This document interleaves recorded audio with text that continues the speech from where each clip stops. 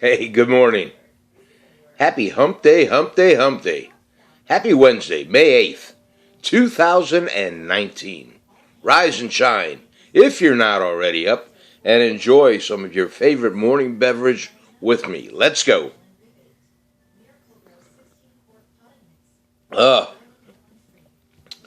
how was your evening last night? Hope everything went well and uneventful. I had a quiet evening here. Yesterday, I forgot I had a doctor's appointment yesterday. Thank God my physician called me up, or one of his people. So I had to go down there for my annual checkup, and my blood pressure's up again. I can't, I don't understand it. I really don't. I don't know if the lady said when she did my blood pressure check, and she did it on both arms. And first thing she said was, okay, what was last time that you took your blood pressure meds? And I told her, just about 10 a.m., 9:30, somewhere in there, a.m. She said, all right. So first she took my left arm, and it was 142/90, all right? And then she took my right arm, because they're always different, 142/94. Well, when she got done taking the blood pressure, she didn't say anything to me. I said, well, how is it? She goes, well, you're a little borderline right now. I said, what? She goes, yeah, you're borderline for being high. I said, son of a gun, I don't get it. I really don't. So then I had to backtrack and figure out what I had for dinner the night before and what I had yesterday morning, which I had nothing before I seen the doctors. I had one cup of coffee. One cup of coffee. And that was just, excuse me, that was just by accident. But the night before, for dinner, I had a smoked small pork chop, the leftovers, all right? I had smoked pork chop, boneless, just a small piece, again, leftovers, and I had a smoked hamburger with jarred gravy and mashed potatoes. Now, could the jarred gravy affect me? Because I do know that has more salt content in it than not, okay? And the reason I use the jarred gravy is when you buy the packet gravy, if you read the sodium content, there's always a lot more sodium in the packet content. And when I was cooking this meal up, 2 days ago, 3 days ago, I looked in my cabinet and I wanted gravy, and I was just to be honest with you, I was too lazy to make my own gravy. So I seen, okay, yeah, I got some beef gravy here. So I mixed it in together, and my hamburger meat, when I made my patties, I don't recall putting any kind of seasoning in it, only because when I put it out on my smoker, it gets a seasoning, if you want to call it that, on it. And the same with my pork chop. But, it's got me baffled a little bit. Now, I had a few people say to me, well, you know what? For Lent, you gave up red meat. And now you're back on your red meat. Could that affect my blood pressure? I don't know. And it's probably a question I should have asked the physician's assistant that was working on me yesterday, but I just wanted to get out of there, okay? And honestly, I wasn't even thinking. You know how you think things out when you have time to? Then you always go, well, I should have done this or I should have done that. Well, that's what happened to me. It just didn't occur to me to bring all this up and ask that question. So the next time I go in for my blood pressure check, which my fine doctor's going to call me today, and he's going to set it up and say, I want you to come in. I want to check your blood pressure on blah, blah date. I'm going to make sure the night before that I eat very bland and very healthy and see if that affects me at all. If you have any suggestions, let me know. It's just got me depressed here. Well, I shouldn't say depressed. It's just irritated, okay? Because for years and years, I'd go and see my family doctor like clockwork. I'd always go in for my yearly physical, and I'd come home because I'd be like a peacock, a proud peacock, just going, nah, my blood pressure is perfect. Well, as soon as I hit 66, I went, I don't know. Should I worry about it? I don't know. I mean, I have friends that say, I don't follow that. I don't take those blood pressure pills. I don't know. I don't know if I want to do that. I'm teetering. So if you have any suggestions or comments, by all means, send me in a private message over there, Messenger, if you would. Or you can do it right on the comments down here on YouTube. I don't care, I'm going to check out, I think, apple cider vinegar with the mother in it. I think that's good for blood pressure, to bring your blood pressure down. And then I did hear another home remedy that green peppers are good for blood pressure, to bring it down. I might try that. I don't mind eating green peppers, And if it's my red meat, then I guess I got to work on that. But I'm not eating a lot of red meat. I eat chicken during the week. Cripes, 2-3 meals a week of chicken, and then maybe 2 meals a week or 3 of beef. If that's considered too much, then I'll have to back it down. My coffee, I don't think that raises your blood pressure, does it? I don't know. My can of beer, tell me it's my can of beer. Everything else they're taking away from me. Now they're going to take away my can of beer? Really? And the beer I drink is like water. It's what is it? Old Milwaukee's Best Light. I mean, my son won't even drink it, and I can't blame him. It's what is it? It's beefed up water is what it is. It's real close to a non-alcoholic beer, but that's enough of that babbling. All right, I just thought I'd throw that out there to you guys. The weather for today in central Pennsylvania, it's going to be 65 is going to be our high, partly cloudy, and the low is about 50 degrees. That's in central Pennsylvania.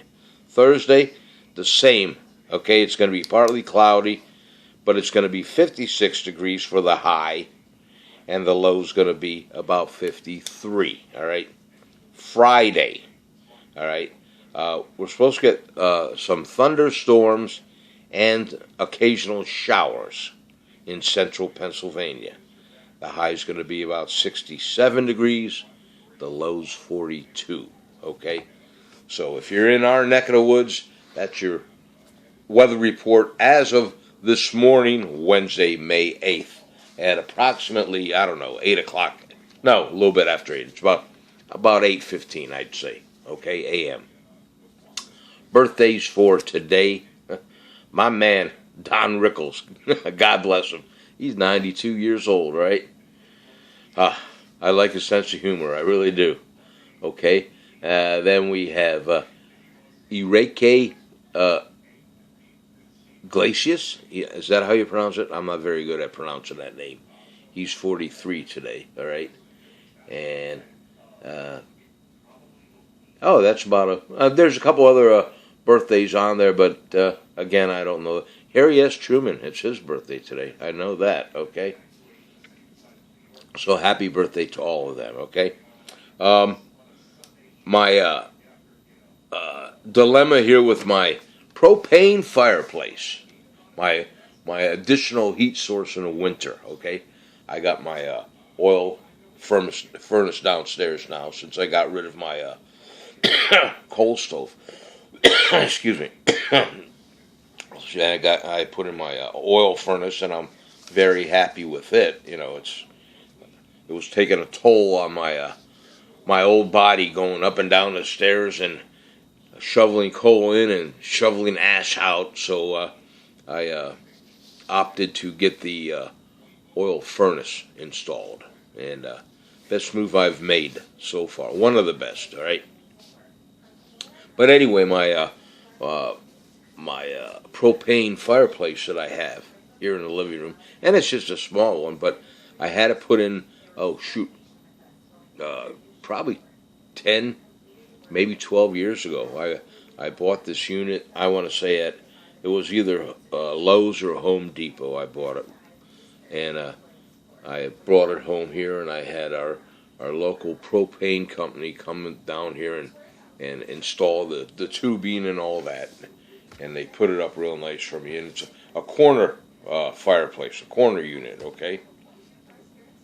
And I'll use that every once in a while when it gets damp in a house, instead of, even when I had the coal furnace, instead of turning on the coal furnace or the oil furnace now, I just turn that propane heater on and fireplace, and boom, it was instant heat, and it would take the dampness out, take the chill out, and instead of, using my furnace or coal stoker to heat the whole house, I didn't need it, okay? But anyway, I tried to use it. My contractors, when they put into hardwood flooring, he suggested that I get this, there's a special name for it, but again, I don't know, a cement slab, all right? It's maybe an inch thick. And then he took it and he cut it to the shape of my fireplace, maybe about an inch bigger, okay, to put underneath where the fireplace will sit on top of, okay. He said that'll help it because I don't have my wall-to-wall carpeting anymore, all right. He suggested I do that because if there's any kind of heat, I don't want it to warm up or do damage to my hardwood flooring. So he put that in for me, and then he had to dismantle the hose on the back. Well, I can't blame it on him whatsoever. He dismantled it and he put it back together. And I tried to use it one day, I guess a couple of weeks ago, and I couldn't get it to light. Right? And I know enough about propane heaters. Having one in my motorhome, when you got to light the pilot, if you got a problem with the pilot, 90% of the time it's a cobweb or a spider in there, right? So I'm rooching around, looking around, and cleaning everything up. It wasn't dirty. I couldn't get it to light, and I said, well, got to bite the bullet. I got to call my propane company, Copies, and they came down, and the gentleman, he looked at it, and I wasn't here, I was at work, and he told Carol that suppose you don't have the original instructions on this fireplace, do you? And she said, no. Ralph bought that 10, 12 years ago. And I can't complain. That's the first problem that I've ever had with that little fireplace. And it wasn't an expensive one. I don't remember what I exactly paid for it back then. I'm guessing and saying between $200 and $400, all right? It's a pretty nice looking little fireplace. It's got the artificial logs on the inside, and when the propane lights, it looks like it's burning, Nice ambiance, but like I said, it was my additional heat source, okay? So this mechanic was looking at it and told Carol, well, here's the problem. You need a thermal coupler. He says, I don't even know if they make it for this brand. I'm going to have to do some research. Well, they finally called yesterday, and they said, Mr. Warzy, we got your part. I said, whoa, wait a minute. I thought you were going to see if they even had the part and call me back. Because in the meantime, when Carol told me all this from your guy coming down, I started to do some research to buy a brand new fireplace. And the only reason I was going to buy a new fireplace was my thought was that, okay, now, this first time that they came down, just to inspect it and to try to figure out what the problem is. Now, I'm going to be charged for travel time from the shop to here and travel time from here to the shop. Ching, ching, ching, ching, which I don't mind paying. I understand that. But then there's a labor time that I'm going to be charged. Ching, okay? So there's 3 different parts right there without getting the part. And then he had to go back to the shop, see if the part was available, and they should have called me first and said, yes, we can get the part. It'll be X amount of dollars. Do you want us to order it? But they did not do that, okay? They just took it upon themselves to order it. And I said, well, I don't know. I said, how much is the part? And the lady says, well, it's not that bad, Mr. Warzy. I said, oh, here it comes, What you consider not bad and what I consider not bad might be entirely different. But she says, the thermocoupler, and I believe that's what it's called. She said, that's about $15. I said, okay, all right, because I figured it was going to be a high dollar item, right? I figured if it's going to be like a $200 item, plus their time and labor to come back and forth, back and forth, back and forth, and put it in, I might as well invest in another $400 fireplace, right? Get the whole unit brand new. Well, it didn't turn out to be that. So the labor and just to travel back and forth, before they got the part, that was $68, give or take. The part's $15, give or take, tax and that. So that's what, $83 right now. Now they got to come back one more time, so I'm going to get travel time and then labor time to install it. So I'm guessing I'm going to be paying, and I'd rather round it high. It'll be less than $200. Let's say a buck and a half, $150, which that ain't bad.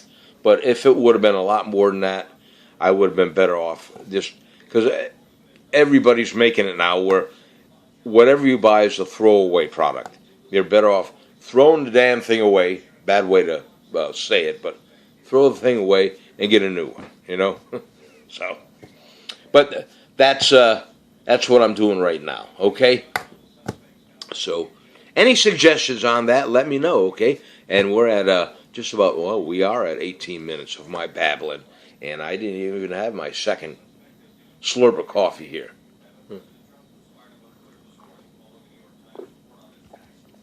So that's about it, ladies and gentlemen. Have a great day today, okay? And remember, no matter how bad we think we have it, somebody else always has it worse.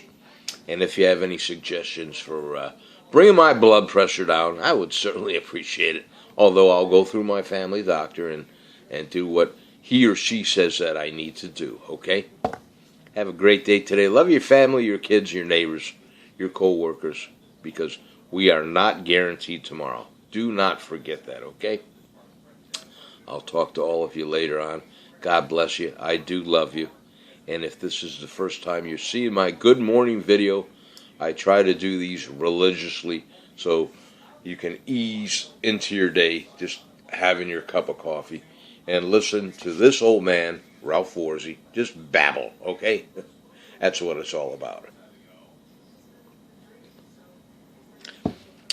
Make sure you hit that subscribe button and then hit that bell right next to it. That way you'll be notified every time I make a video.